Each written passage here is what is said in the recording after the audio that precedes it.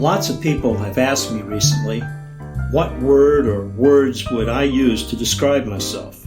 A writer? A Southern writer? A humorist? A satirist? A social critic? Some who have read my bio and know I am a high school English teacher have asked if I consider myself first and foremost a teacher. Actually, when people call me a Southern writer or a humorist or a satirist or whatever, I feel what they're really doing is putting lipstick on who or what I am. The word that best describes who or what I am is liar. Like a fish that swims all day long because it's a fish. I tell stories all the time because that's me. That's what I've done all my life. I make up stories. Lies, some people might call them. One of my earliest memories illustrates this proclivity of mine for telling stories instead of the truth. I was no more than 4, and I was fascinated with the cuckoo clock, which hung on the wall in our living room. I thought the little cuckoo that came out of its birdhouse up there in the clock was a real bird. So, from time to time, I would ask my mother about it because I knew she would always tell me the truth, except for those times when she lied to me and I didn't know better. Anyway, when I asked her about the cuckoo and the cuckoo clock, she would tell me the truth, but she never thought to tell me the whole truth. For instance, when I asked how she fed the little bird up there, she would tell me she didn't need to feed it, but she never thought to tell me the little thing was wooden. On another occasion, when I was pestering her about the cuckoo and the cuckoo clock, she explained that you could tell when the little bird was about to come out because the big hand on the clock would be pointing straight up at the XII. Anyway, one day when my mother went outside to hang up the clothes on the line, she left me inside alone for about 10 minutes.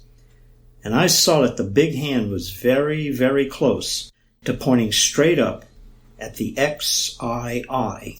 So I dragged a chair from the kitchen table, set it under the clock, and climbed up on the chair to wait for the bird to come out so I could pet it.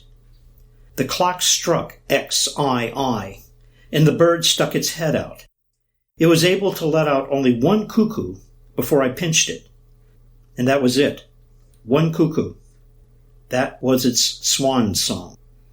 I unpinched the thing, but it just stayed there, its mouth open, its neck sticking out from its little door.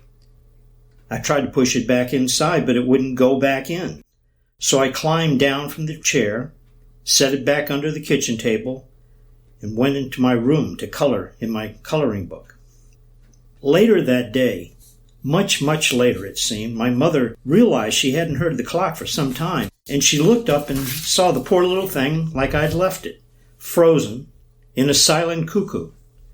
And she wondered out loud what had happened to her clock. I was eating a peanut butter and jelly sandwich at the time, and I figured she wanted to know if I had any ideas on the subject. So I told her what I knew. "Mama," I said, "I can tell you what happened.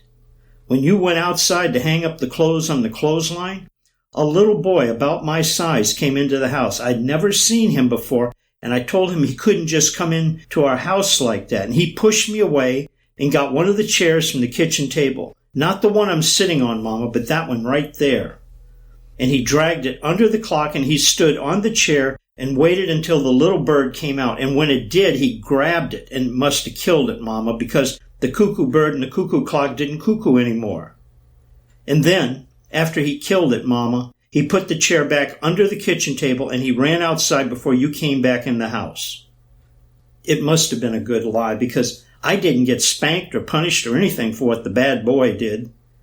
That, I believe, was what started me off on my life of crime, where I just naturally lie about things.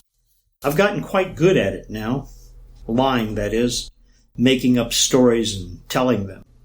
In the interest of full disclosure, I suppose I should tell you I did see that bad boy one time after that. It wasn't too long ago. I was telling my English class a story, and I happened to look out the window, and there he was. The same little boy. He was running away.